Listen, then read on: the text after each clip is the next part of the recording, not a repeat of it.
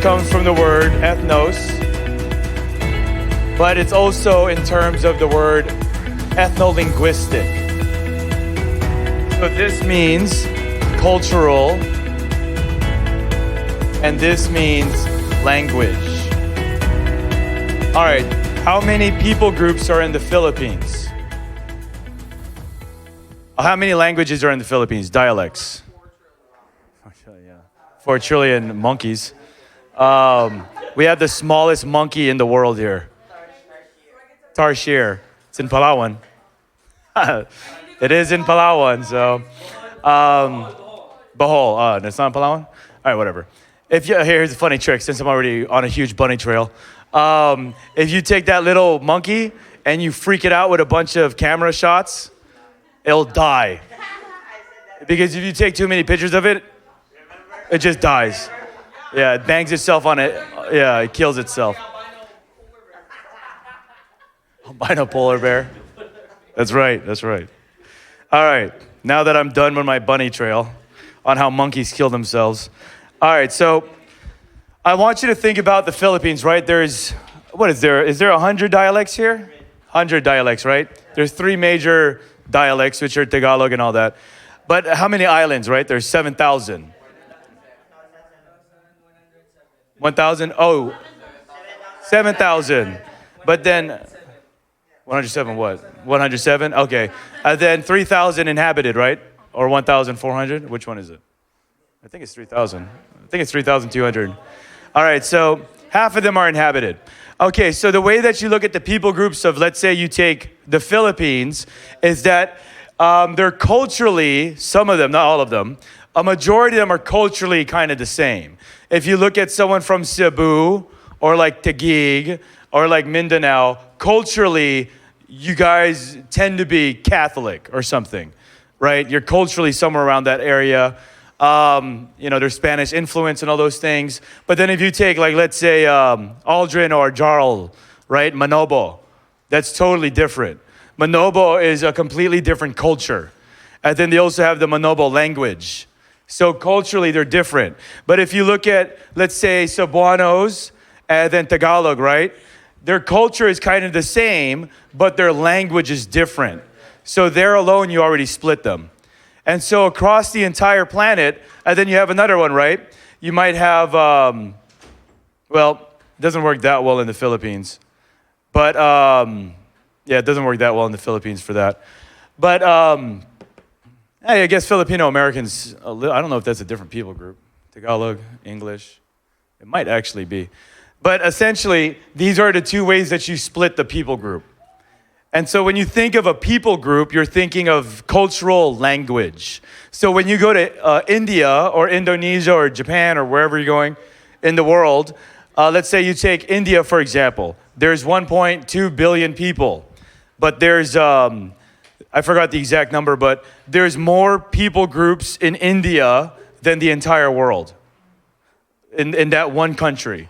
Not total, but in terms of the density of how many people groups are unengaged in India, it's the most unengaged people groups in the entire planet in one country.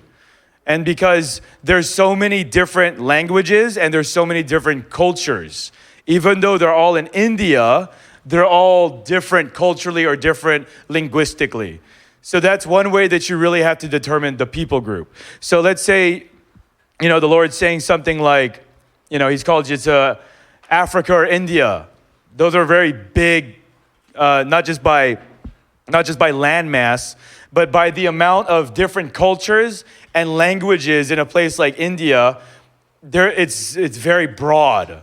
So when you're looking at the Great Commission, you want to be asking yourself, is there a specific people group that God is identifying myself with? So even if you're called to the Philippines itself has over 100, maybe 200 people groups. So you want to ask yourself, well, are you called to the Philippines or are you called to the Catholics of the Philippines inside of Manila or something in Luzon? Or are you called to like the Cebuanos on that island of Cebu or something? Or are you called to the Muslims in Taguig or in Mindanao? And then even in the Muslim area, there's still multiple cultures inside of them. The largest Muslim tribe in the Philippines that's unengaged, I think it's engaged now, but unreached, is the Maguindanao tribe. So that's 1.2 million of them. And I think the next one after that is the Tausug. And so they have 20,000 of them living in Taguig, the place where you're going to be going to, which is one of the reasons why it's so strategic to us, because it's more difficult to get into Mindanao that way.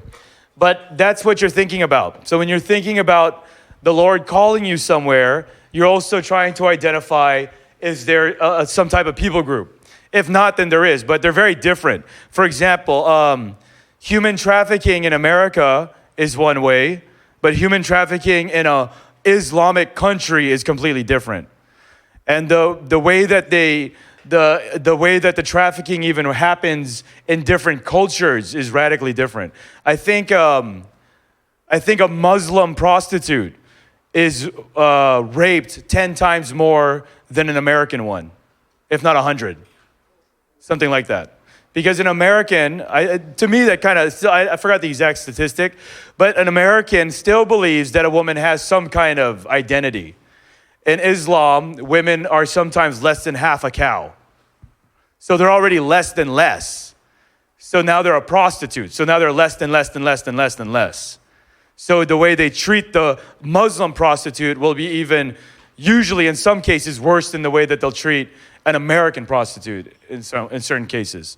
So those are like some statistics why it's even important to understand justice operates differently under different cultures. And in America, right, there's women's rights. There ain't no such thing of that in the 1040 window.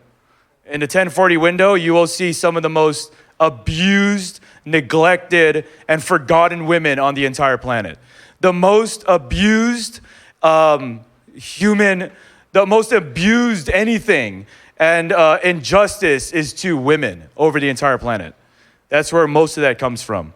And so you have to know that the 1040 window, because there's a lack of Jesus, there's a lack of justice. And so if you're searching for injustices, you really just have to look at the place where the gospel isn't, because the worst injustices are there. The only difference is in the Western world, we talk about it. In the Eastern world, that's just life. There's no, what do you mean my wife has rights? Like, what are you talking about, women's rights? What is that? Like that, you can't talk to a Muslim man about women's rights. That doesn't exist. So they could have 10 wives, as long as they help each one the same way, they're fine. You talk to an American woman that way, you'll get a taser, right? Yeah, right in the jugular, right? But see, it's different. You'll see it too when you go to the 1040 window, which y'all are going to. You'll see it everywhere. You'll see kids getting abused right down the street. You'll see a wife getting slapped right in front of you. And then everyone will just be like, that's just the way it works. They don't even care about it. They'll actually be thinking that's what she gets. Like, you'll see it. It'll break your heart. So will like some of us go to jail? Because real, like I was at like Restaurant Depot in Kansas City, and like there was a Muslim couple. Yeah. And, like, he tried to snatch her. Yeah. And I looked at him, and she walked away. I'm like, thank you. Like, so I don't, like, what do we do? Like, do we just... I think, one thing that will kind of happen to you probably is you'll see it everywhere. And then you'll kind of see that there is hundreds and hundreds and hundreds and hundreds of millions of people that live like that. And then you'll probably go like, Jesus needs to tell me to do something with my life. Because if you fix one thing, you have to fix the whole country. So it's like, it's not even, it's not. Yeah, no, that's what I'm saying. That's where your call becomes a part of your life. Because now you're like, okay, this isn't just like a trip I'm on. Like, this is like, God's got to impact this entire country. And then that's where the entrance point of your calling usually begins. When you see something so beyond yourself, you're like, okay, this is gonna take my life. So, but that's good, because that's how Jesus is. He's overtaken by the despair of humanity. And so he's given himself to save it. So you'll see a lot of stuff. That's why it's easy for us to do missions in the Philippines. It's way easy. I mean, it's not like easy in a sense of doing it, but executing it has a lot more of a mainstream than it does going to a 1040 nation. And so that's why I want everybody to see a harvest also in a 1040 nation too. Because the harvest still exists, except that the things that people go against is way different. And that's what really creates a balance. You have to understand the whole world to see that balance there. All right, let's go a little bit further. Let's go to number 2, Bible for all. That was explained a little bit in the video in yesterday's session. But just to recap it, you want the Bible in a language where inside of their heart, they'll understand it. That's the key point there. So, but the Bible itself, like if it's like in between a King James version and like no version, I'd still give a King James version, just for the record. Because I still think if you can even get a Bible, that's still good. But the mission doesn't really stop there. Because if you get them a King James version, but they can't read, that's completely irrelevant to them. So you have to realize too that us giving someone a Bible isn't the end of the game. Us teaching them how to live from the Bible is where we really want to be living. So that's with that finish line as well. We want the Bible to have, everyone to have access to the Bible in their heart language. And so a very key place to start there is translating it and getting it orally done. I don't know if I want to share this, but I probably will. Lauren Cunningham, right, is just a crazy apostle guy, right? In the video you saw him yesterday, he's so nice. He looks like a little teddy bear. He's nothing like that in person. So he's just really intense. When I first saw him, I had no idea he was that intense. But anyways, he was like, okay, everyone, we're going to be going to Mongolia. So if we're going to go to Mongolia, we need to translate all the Bibles. So he says, don't make it complicated. This is the way that you do it. You go find a Mongolian friend that speaks a language. Then he grabs somebody. And then he says, okay, you're Mongolian. You do it like this. And Jesus said in the beginning. Then they say it. Then you record her. And then so she says in Mongolian that, he was the Word and the Word was made flesh. And then she repeats it. And then you just record it that way the whole way through. And then he said, don't make it complicated. Just do it that way. And you translated the Bible. I was like, gosh, this guy thinks so different. So, but that's it too. But that's the best way to get the heart language is just having someone that speaks it, do it. So just think about those things as well, all right? Anyways, that's a funny story, but it's true because it's happening.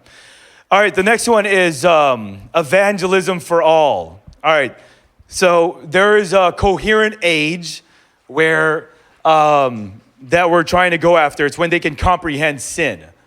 When they're able to understand sin and righteousness and make a choice between the two, that's essentially the age where you want to see the gospel penetrate at least. I think it begins around 4 is where some people say it starts. But, okay, so that's one. The gospel for everybody of coherent age. Next one, the gospel in a way that they'll understand it. It has to be relevant to them. And so you have to present the gospel in a way that they'll actually get what you're saying. And the next one is comprehensive. It's you want to share it in a way that they really understand what salvation and faith is, so that they get the whole gist of it. Again, the gospel isn't a motivational speech. Even though it's good news, it's way different than a motivational speech. But you have to share what all of the entrance points is for faith to be real. Like obedience, your life exchanged, everything that we shared about throughout the whole school. All right, so that's evangelism for all, just so that you understand the same framework there. Because I'm going to take this framework, I'm going to multiply it across the entire session or across the entire teaching. All right, so the next one is church for all. These are some attributes of a church planting movement, which I'll get into in 2 days or so. But the idea there is that you have a vibrant movement in every, this might get a little bit too much, like an omega zone. You have a vibrant movement in every single people group that's happening. So a movement is what Paul planted. He planted a movement in every area of the people groups when he was alive, and then they multiplied throughout the whole people group. That's what you want in all of these areas. So again, you don't want to just see a church in Mindanao or something. You want to see a church planting movement or a church movement occur in Mindanao. Because a church building doesn't mean that there's going to be disciples and evangelism. But a church movement means that people will get evangelized, disciples will be made, pastors will be anointed, evangelism will go to the next level, and it will be multi-generational. So that's what you're going for when you look at seeing a church for all regions. All right. Let's go to the last one. This is compassion and justice, actually. Compassion and justice for all.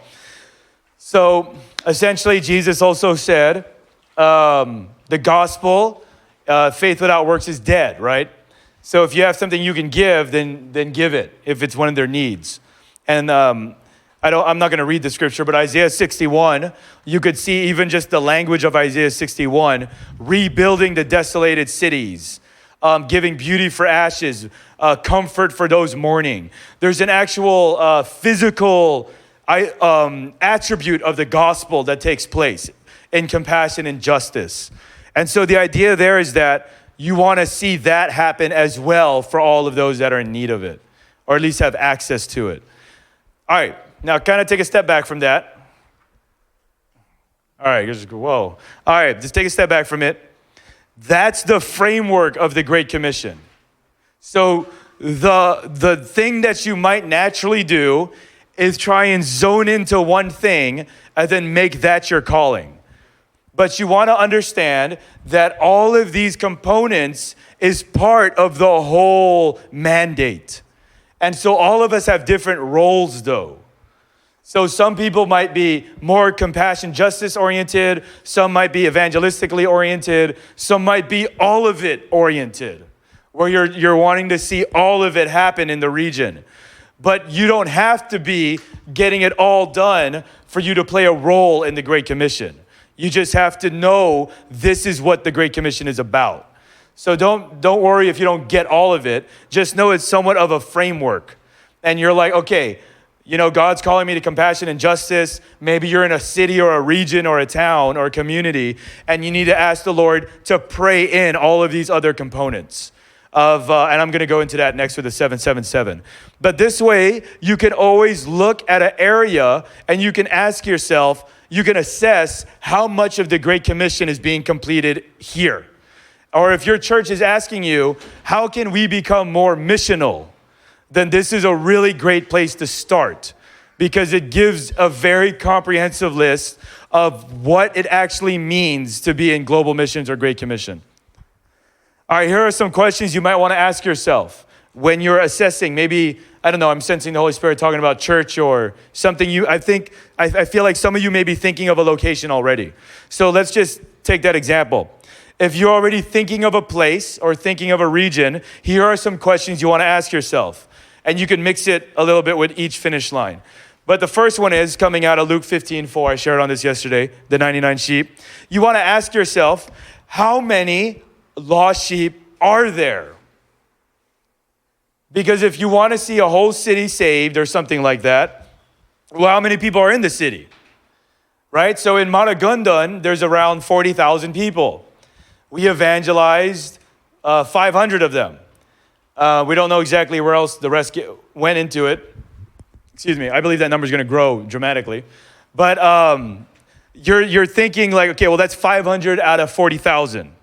So for us to say Maragondon is completely saved, statistically, that's even wrong, right? So you don't want to be the missionary that says that, right? You want to know what you're talking about. But you could do it with anything, compassion and justice, right? Let's say we were to take, all right, how many people in Maragondon are in poverty or something?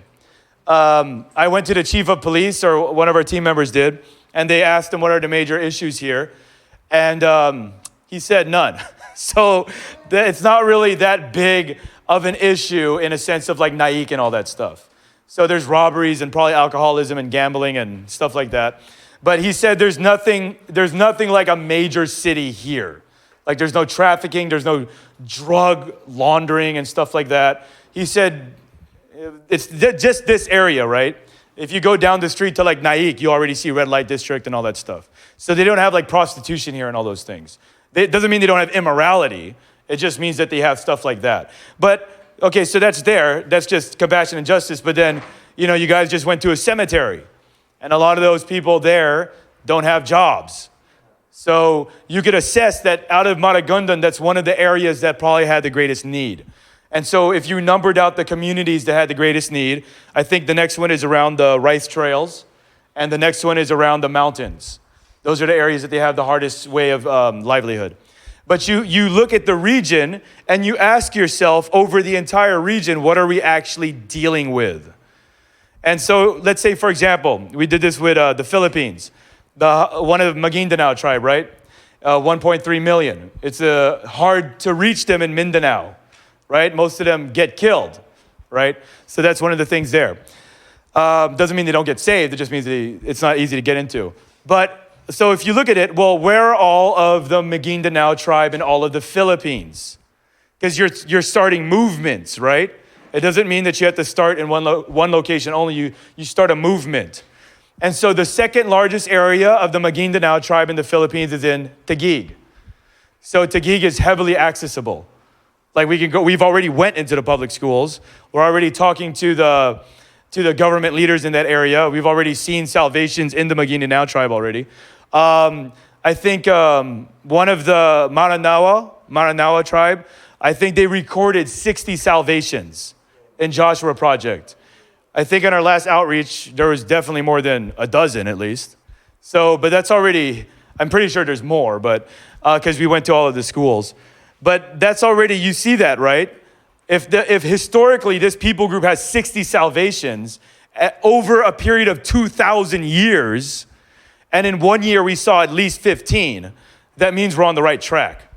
We're moving towards something here. And then we're just getting started. So that's how some of that stuff works over there. But you want to know, what are you dealing with statistically? Not so that people become a statistic, but it's because, well, if there's 99 sheep, where's the one? Where are they? You want to know where they're at. So you don't want to overgeneralize any human being. You want to make sure that you are looking in the cracks, you're looking in the crannies, you're really trying to see what it is in any place that you work at. The next one is you want to ask yourself, well, who are the 99? If there's, let's say, if there's 20,000 Muslims in Taguig, well, where's the other 99 that are going after them, or the churches, right? In Taguig, it's not that many evangelistically active churches. So evangelistically active churches, I think it's less than 500 people out of a city of 1 million, right? That might even feel right? You go to different churches, they're not evangelizing so much. They might be doing different things, but they're not doing that. So you're asking yourself, okay, if there's 500 active people, but let's just say there's 10,000 Christians in Taguig, then you want to also ask yourself, well, are we able to mobilize that 10,000 people to those one, right? Are you able to mobilize the 99 sheep to the one? So let's say if even in your community, right, you might want to ask yourself, where are the 99 sheep already existing? And then how can I coordinate them or lead them so that they can go to, well, in your case, to be everyone, be anyone would actually be an unreached people group. So like that would be the same thing in your case too. You'd look at the whole region and then you'd see, who do we have that God may have saved, and how can we lead them to the ones that are lost or they may be unreached? So that's one very, very practical question I always ask myself. You're from Bago? Okay, we did our campaign there. Yeah. I remember Bago. Yeah, I remember there. You know a city when you're trying to evangelize because you start seeing all of the stuff. Yeah. So, anyways, all right. The next one is you want to ask yourself this. All right, there, you've identified where are the lost, where are the saved, kind of so to say. And then the next one is, here's another way you could grid it if you're trying to get your head wrapped around it. You could ask yourself, how far, if there was a line here, and this is saved and this is lost, how far down this line are they lost? Right? Because some of you, as you were talking yesterday, you said, well, I have family members, but they're very passive. So identifying them as saved might be a little hard. But then on the Richter scale of warm, lukewarm, hot, cold, they may be coming up somewhere in the middle-ish. Right? Or you might know in your hometown, there might be some people coming up a little bit more in the Richter scale. or not the Richter scale, but the scale. And then you might know that there's some people that are just really behind.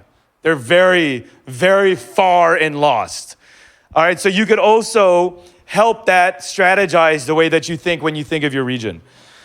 All right, the next one is this. What are your current results? Very, very, very, very, very big question. I always use this one. These are like my secret tool pouch. I have a little secret tool pouch right here, and I take out my secret tool pouch and I sprinkle it on special things and put a little seasoning on stuff. All right, this is one of them. If I'm coming into a region and I'm talking to people, I ask them, what's your vision and your dream and what's the thing that you're doing? And they might say something like, well, our heart is to see all of the youth of the entire city saved and evangelized and discipled. I'm like, okay, great. We're on the same page. I love your heart. Now, the next question, sometimes I don't ask. Okay, sometimes I don't ask the next question because it might hurt them. Okay, so then I don't, but I'm thinking in my head though, is all right, your goal is to see all of the youth saved and mobilized and become leaders. What I'm looking at next is, how much fruit do you have? So that might be like 5 people, 3 people, 1 person, 10 people. And they might, if you assess it, they might actually be the sons and daughters of the staff there or something. And so the mission is very far behind.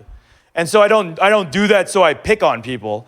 I just do that so I'm like understanding where are they right now.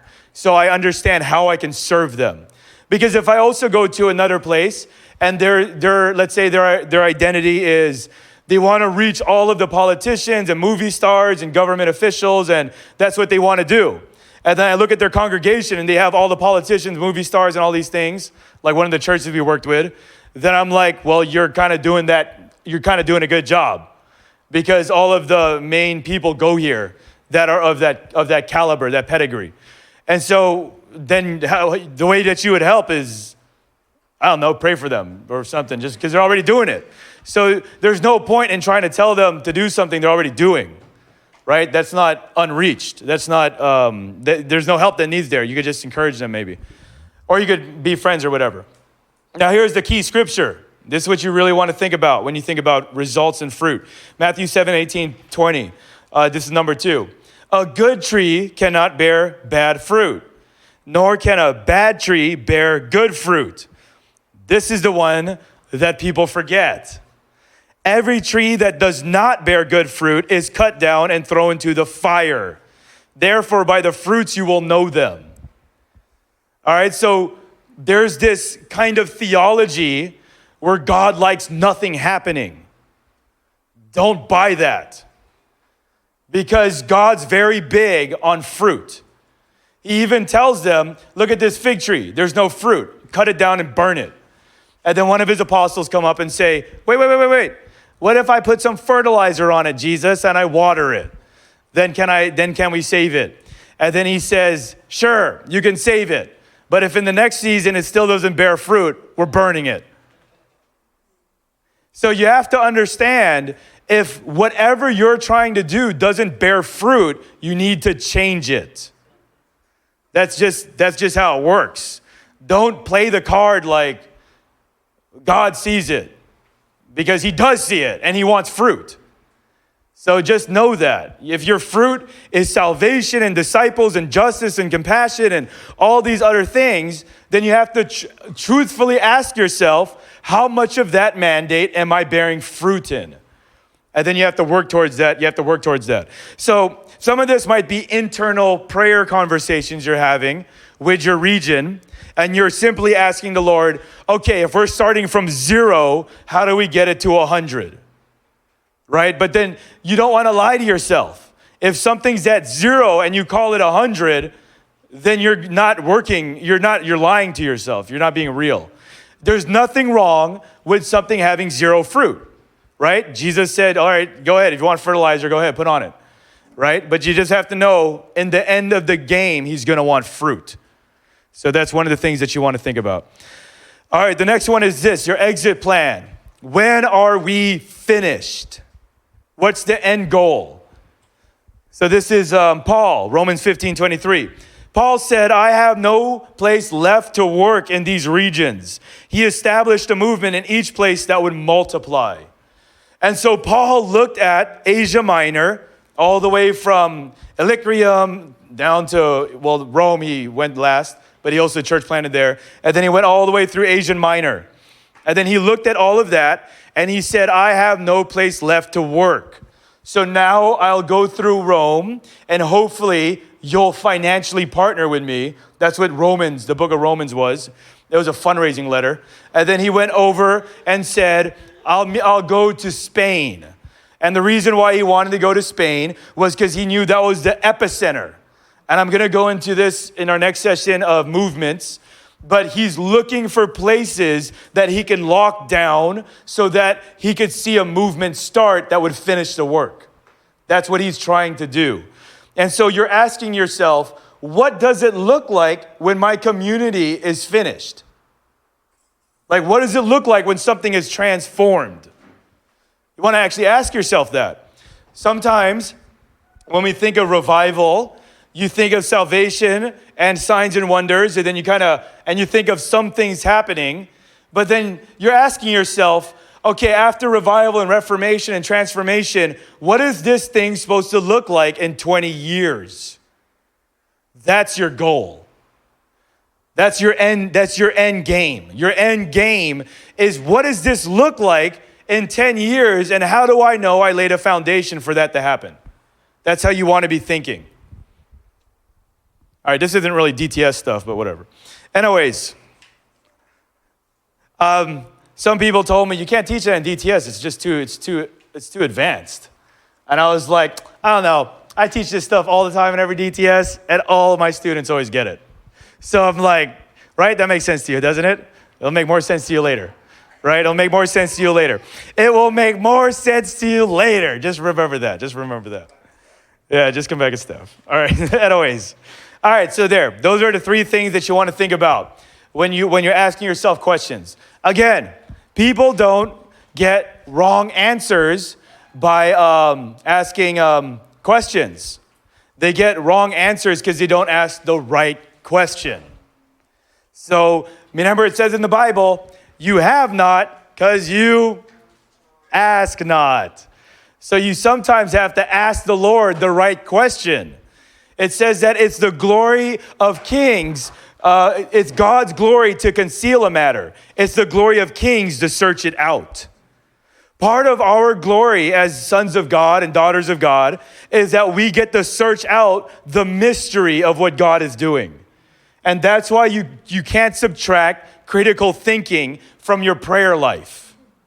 You have to really understand God still requires. Here's another trick, all right? Check this out. You know that they didn't know in the Old Testament that we had a brain.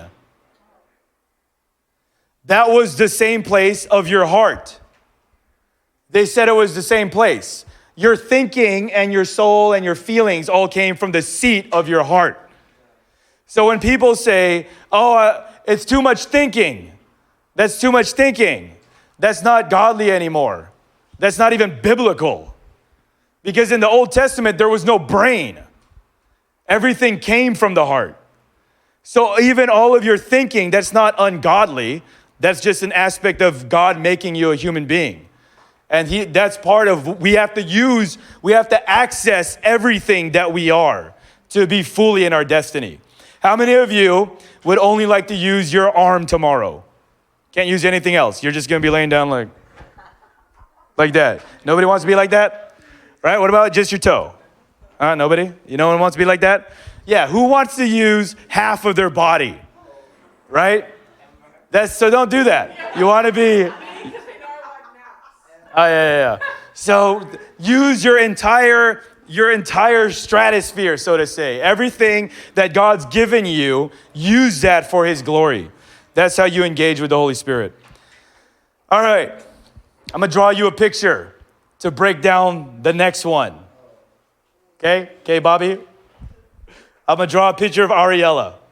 Oops. So that y'all can stay awake with what I'm going to do next. All right, you can go to page, I think it's page 4. There's no page number on that. Is it page 5? All right. 777. All right, we're going to talk about 777. But before I do that, I'm going to draw Ariella.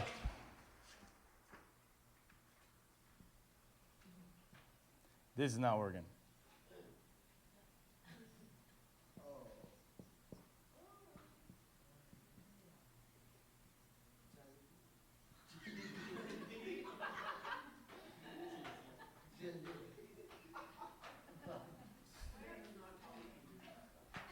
All right. Okay, I can't draw the rest. Whatever. Let's just draw some feet. All right, y'all awake? There we go. There's 7. All right, there's Ariella.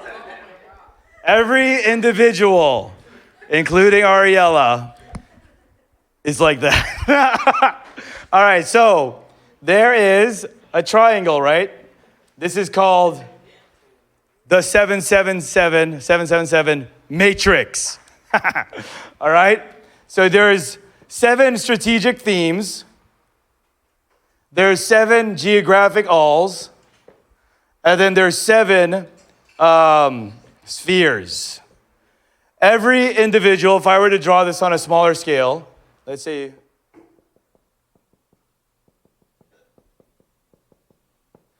they cross over like this. So every strategic theme, every location on the planet, every sphere, they all interact with each other in some way. And so every human being, another way that you could look at the matrix, is that every human being comes in contact with all of these 7 things, 777. So you want to be able to identify what are these things that impact a human being. Because we're talking about impact, right? So you want to define impact. When I say, you're impacted, what do I mean? That could mean a lot of things, right? If I was in a journalism career and I said, man, that article was so impactful, that could mean that you made them cry, right? If you were listening to a song and you were like,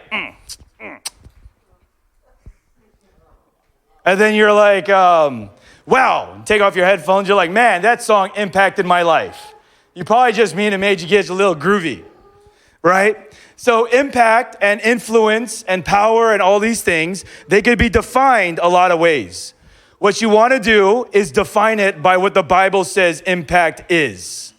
And that's the way that you define it. So by understanding what the Bible means by impact, then you know what your goal is. But if you don't know what the goal is, you don't know what you're trying to create, right? So then you want to think about that. They're very easy. The first one, if we look at this one, it's very similar to the 5 finish lines. So this is a strategy. These are the strategy themes. The next one is, we'll just do spheres here. And then the next one is geography.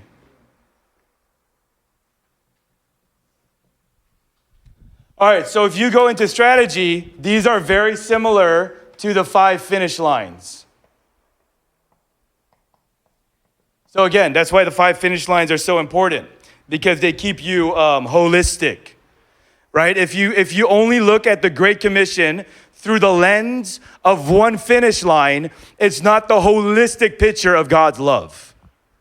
You want to understand Jesus' love is bigger than compassion.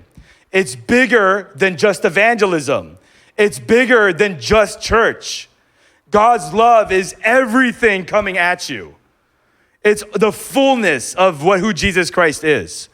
And so when you pray for Jesus to show up, you're asking for the fullness of who he is. Not just the gospel, not just evangelism, not just discipleship, not just compassion. Everything is coming at them.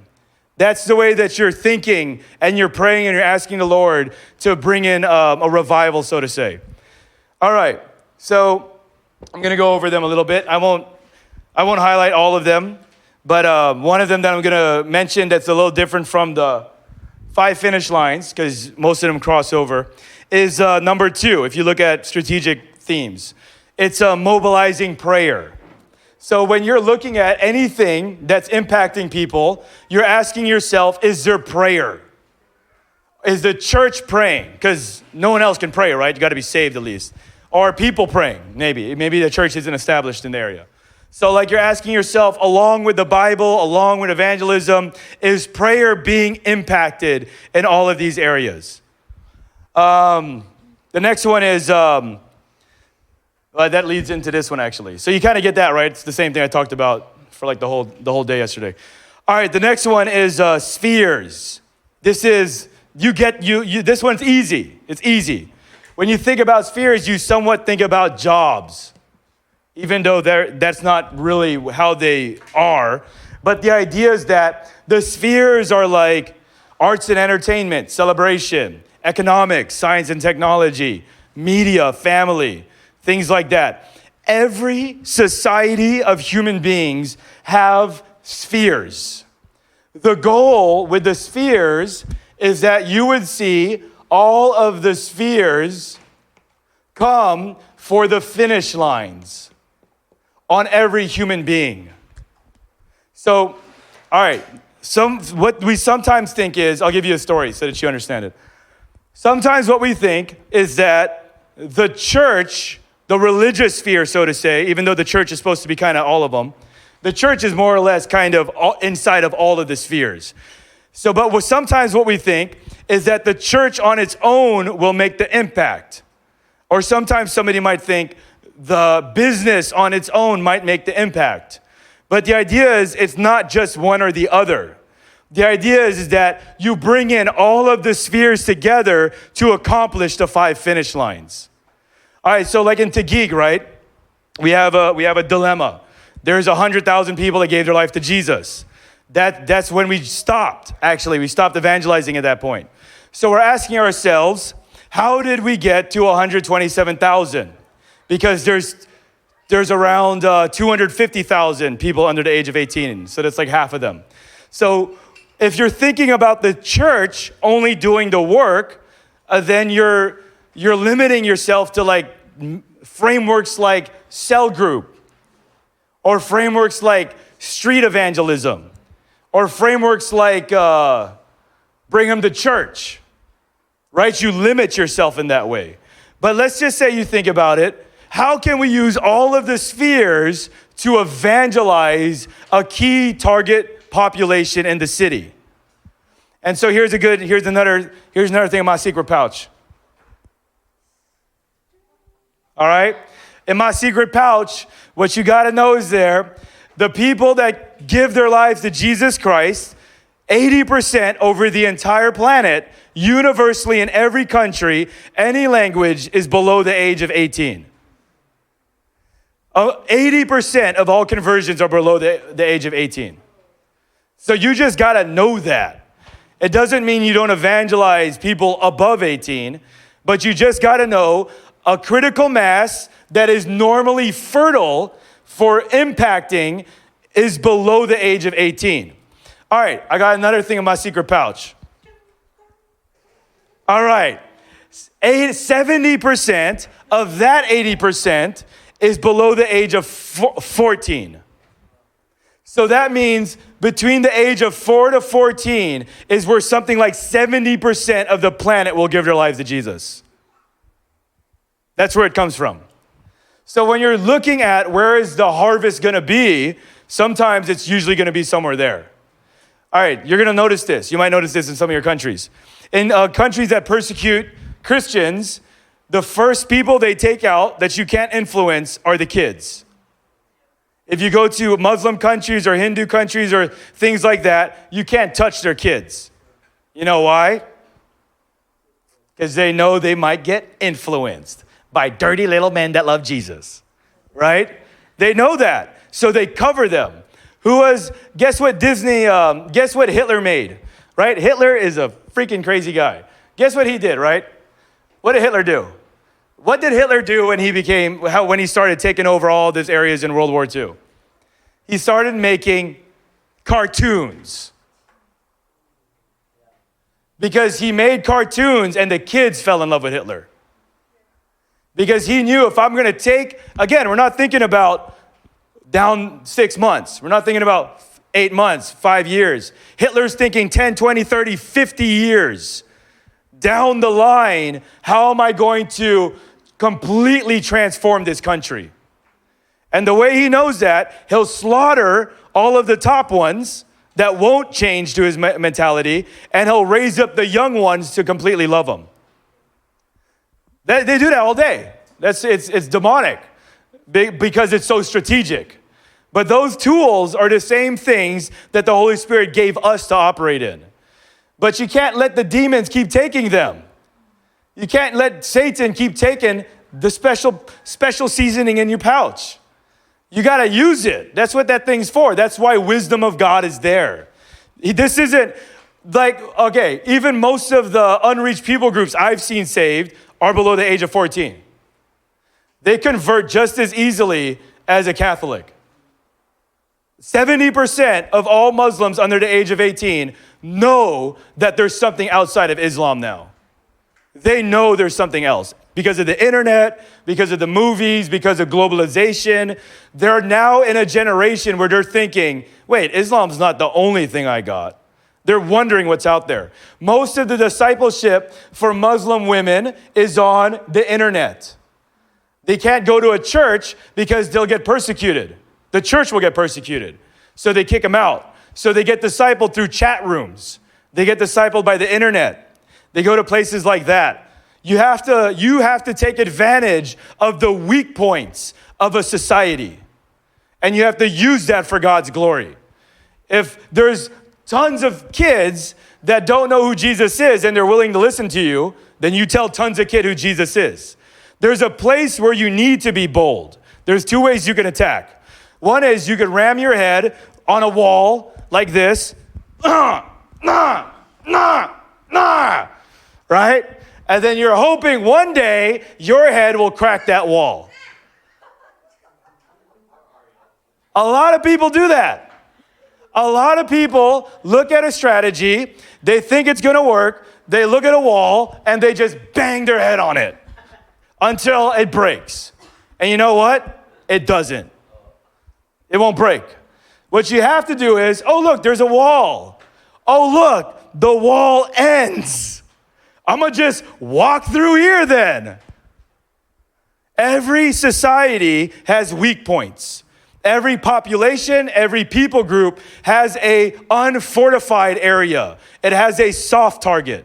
What you have to do when you engage a population is you have to go over the soft target, the place that's not fortified, the place that's easy to get into. And normally, that will be the children. One time I was talking to one of the coordinators, which now we call field leaders. And I was saying I was talking to her and I was saying all right, this is good, right? This is good. Look how many kids are out here. And I was like, check this out. There's a school right here. And I'm like, look, there's all these, there's this going on. And I was like, man, if I was a trafficker, I could totally take over this whole section. Because they're looking for, you know what traffickers do? They look for places that are weak and then they penetrate. That's why they're so effective. But then that's not necessarily demonic. It's demonic what they do with it. Because when we get in, you're supposed to edify. When they get in, they tear down. So that's the way you're always thinking, right? You're always asking yourself, how can I build something that will edify people around me and not have to fight against a brick wall? So you look for the soft target. All right, anyways, that's why spheres are so important. Because you have to ask yourself, one of the soft targets of the Philippines is the schools. There's very rare countries on the planet that will let people come in and access their children. It's incredibly rare. Part of it is also because Catholicism came in. And so that was a bit of a benefit because people here fear Jesus somewhat. And so, but the idea though is that it's not being, there needs to be a movement coming out of it a little bit more. It just needs to be tweaked a little bit. But that's the idea there. You can look at all of these spheres and you can see if there's areas where you can penetrate. So in some places it might be business, right? In other countries, like some of my friends work with, they almost have every single sphere penetrated. They engage 120,000 students every week with biblical character and values. They have some of the richest and most powerful government politicians and businessmen in the circle of God's kingdom there. That's actually one of the countries that I'm not going to, but someone else in Call to All is at. But what they're doing is they're using the spheres to impact the country. In some of these countries that Call to All is working in, the vice or the prime minister, or even the vice prime minister, is coming up to our leaders and saying, "Do you have a 5-year plan for our country?" If someone asked you, "What's the 5-year plan for the Philippines?" you want to ask yourself, "What is it?" That's what you're thinking. Because if you're thinking of transformation over a whole country, you're asking yourself, what does that look like? And so that happens. You really want to think about that. When we say we want to go impact the country, what are we actually saying we're going to do? And then that's what you want to actually go after. All right, let's go ahead and move over from societal spheres. Let's go to geographical alls. All right, so I'm going to go over and draw this little picture over here. Geographical alls is kind of like a telescope a little bit. Well, maybe not. But it goes from very wide to very narrow. That's how this operates.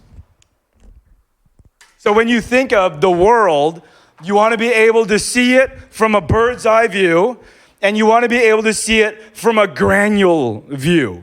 You want to see all of it. You don't want to just see bits and pieces here and there. You want to look at what is the whole world, and then you want to look at what's the littlest piece of the whole population of the planet, which is a human being. All right, so it starts out with countries. This is normally where we stop as missionaries. When we think as missions, we usually think, okay, I'm in the country, I'm good. You gotta get more detailed. You have to zoom in more with that. Let's say you're thinking about Bago or your city or some place that you're at or something like that. Okay, you're in the Philippines. You're in a district of whatever district or region it's in, right? And then it breaks in from the region into the barangay. And then from the barangay, you can go into the situ or something like that. Yeah, the situ. But the idea is that I'm gonna give you this, all right? The first one is the country. And then it goes into bigger regions of the country, which are omega zones. But I'm not gonna so much get into that right now. It's just that, okay, you look at the Philippines. Where's the Philippines at? Oh, we don't have it here. How many regions are in the Philippines? 18? 12? Only 12? All right. Is there 18? Yeah. Okay, so there's 18 regions of the Philippines. So there's one country, but then there's 18 regions. If you break this down, there's 135 cities, I believe. If you break this down, there's around 65 urban cities, and then the rest are rural cities. And then as you break it down, these cities are surrounded by, there's a place of a market. You'll notice that cities are made from markets. Because the area, the epicenter of the city is where people buy and sell things, right? So here, I'm going to give you a little trick with Apostle Paul here. All right, go to page 6.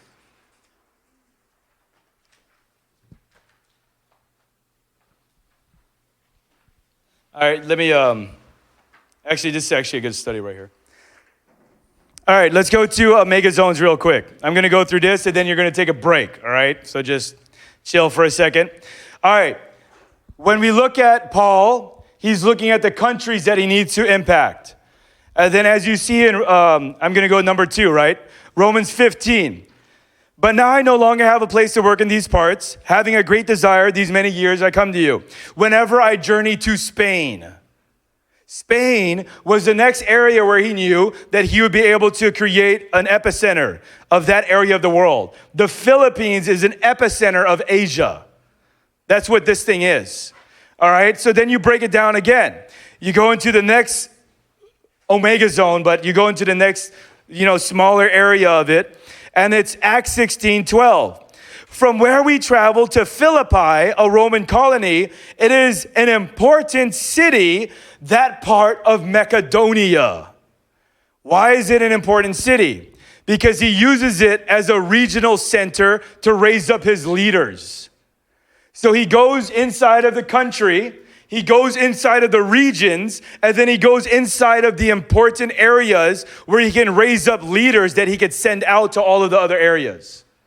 That's what Paul is doing here. And then he goes on and then he breaks it down even more. He says, this is number 4, Acts 17:17. So he went to the synagogue. That's the religious area. There he talked to the Jews and the Greeks who worship God. And then where did he penetrate next? He spoke with anyone who happened to be in the marketplace. Because the marketplace is the epicenter for the community. If ever you're wondering when you target a community, where is everyone going to be going? It's normally the marketplace. It doesn't mean that's where you do all of your evangelism, but you just need to know that's the way cities are made. That's the way communities are made. They have to have some kind of market people can go in and out of. All right, the next one is, like for example, I'll give you a story here. One of the things that we're thinking about in South Asia, some of the places that you're going to, some of these rural areas, is there's all of these villages, rural villages. And they span very far. Some of them are like 1 hour, hour and a half, 2-3 hours, something like that. And so we're asking ourselves, well, where is the best place that you could penetrate? If you're going to impact 6 villages, where would you go? Or what would you do? If you're trying to get the entire region of this area, how would you do it? Well, you break it down by country, you go into the regions, you start going into the cities, and you start looking inside of the little area, and you ask yourself, well, is there a place where everybody goes to already? And then what you'll find even in rural areas, like in South Asia, in villages, which some of you are going to go to, like they'll have a section where 5, 6, 7, maybe 10 villages all go to get groceries. And so if you were going to raise up a hub, you would raise it up there. Because if you penetrated that one village, you would penetrate all of them. You see that? So even in Bogol or something, right? Or in your community or whatever it is, you're asking yourself, well, my church is in this area. But that may not be the epicenter of where you need to do the work. The work, you have to always think of it like this. The work isn't where the church is. Sometimes it is, sometimes it's not. Most of the time it's not. Most of the time the church is somewhere else, but the lost are over there. So you have to either bring your church members there or you have to start a work over there if you're going to penetrate that one area. So you're always asking yourself, where is the epicenter of these regions? And then it goes down from neighborhoods, and then it goes into actually neighborhoods. It says here homes, but actually the way that you would break down a neighborhood is schools, right? So whenever I'm looking at a geographical map and I'm trying to understand the population, where's the density of the population, I look at, well, where are the schools? In South Daang Hare, one of the regions you're going to, it's very small. I don't know exactly how small it is, but it's it's really small. It's like half a mile long, something like that, which I don't know what that is in kilometers. That might be, whatever. It's small. It's not that big. But there's 30,000 people that live there. And so they have 3 elementary schools there. And each school is like 1,000, 2,000 plus. So what it shows me is that in that area alone, there's so many kids. Right? In Bagambayan, how many elementaries? Like 1, right? Yeah, 1. Because the density is covered by your commercial area, right? When you go to South Daang Hare, there's 3. And then if you go to Upper Bikutan, that area over there, there's 2 kind of side by side. There's 2 schools there, but each one is 7 to 10,000, 7 or 3,000 big. So those 2 schools alone carry 10,000 people. So when you look at a region, if you look at the schools, you'll see where the communities are. And so when you penetrate, you have to ask yourself, are we in an area where the communities are open to this kind of stuff? Where it's going to be soft ground, so to say. All right. The next one is, as it goes down, it goes into families. And so families you find by homes. I know that sounds very obvious, but if you were to look at this, right? You guys did your mid-lecture outreach. All right, you guys did your mid-lecture outreach. We estimated that there was 3,000, around maybe 2,000 people there. And remember your outreach a long time ago in Naik? When we had 2 shows, like a basketball court? So we're asking ourselves, did we have an effective outreach? How do you gauge that? Right? So you go through some of these dynamics here, but then you also ask yourself, okay, if we're doing an outreach, well, there's only 300, 400 kids here. That's not that many. Because if we go to Taguig, we could see 10,000 kids in like one area. But how are you measuring it? Right? That's what you're asking yourself. So one of the ways that when you go into a community is you're asking yourself, well, how many people are in the community? If you go to the government, sometimes they don't even know, especially in areas of Asia. But what you could do is you could zoom out on the map and you could count the houses. And the average family in the Philippines has 5 kids, or it's a family of 5. So when you zoom out and you count the houses, and then you multiply that by 5, you have an estimate of what the population is there. And so that's why when we did our outreach, I was able to gauge, we evangelized something like 70% of the youth in the whole community, which is really important to know because we're going to keep going back there. And since we know that the youth is already engaging with the gospel, we can start building with it. But that's one of the ways that you could break down the families, is you actually start counting the houses. All right, now the last one is every individual going down to here. And so that's one of the things that you're really looking at at the end of the day, is every individual accounted for? Are you able to reach every individual? That's what you're aiming for. So here's the idea too. If you don't have a plan, you will probably execute 0% of it. All right?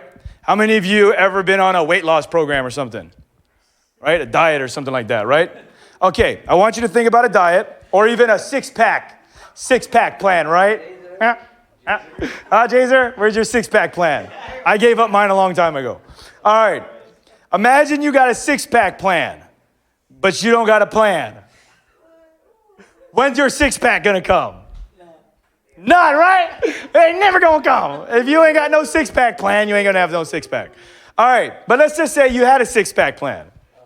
All right, I'm gonna do 100 crunches a minute for like 10 minutes a day, for like lunch, dinner, and like when I wake up. And I'm gonna stop eating all of this lumpia and rice or something. And I'm not gonna eat a bunch of, the rice cakes. Torta or something like that, whatever. And you're like, I'm not gonna eat that stuff. And I'm gonna run 3 times a week. I'm gonna run 3 times a week. I'm gonna run 3 times a week, right?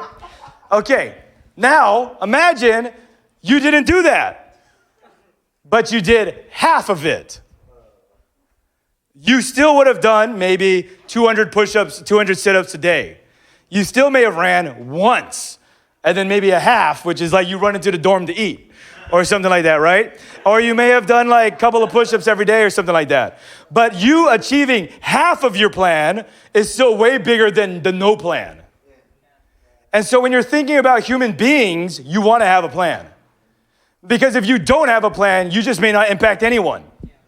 You might just go to some area and you're like, whoop-de-whoop, de-doop-de-doo, de-doop-de-doo, and then you don't know what you're doing. And then you're hoping you get an idea, which works. But what happens to the day you don't have an idea? Right? Everyone has those days, right? Where it's like, all right, I'm going to just open up the Bible and I'm just going to let the Holy Spirit talk to me right out the cuff. Right? It doesn't, like you don't have any plan whatsoever. Maybe you might have a plan. I'm going to read Proverbs, might be something from the Old Testament. You got some kind of plan. But let's just say you don't have any plan. Your only plan is just to like, all right, I'm just going to wake up. I'm just going to look at the Bible. What happens to those days where you don't want to wake up? And you don't know, you're in a bad mood. And then you look at the Bible and you're all like, sinners go to hell. Jesus judged them. Pharisees whitewashed tombs. And you're like, what are you doing? There's always these days where you just can't work up the charisma to figure it out. And that's why you want to be able to engage in a longer range.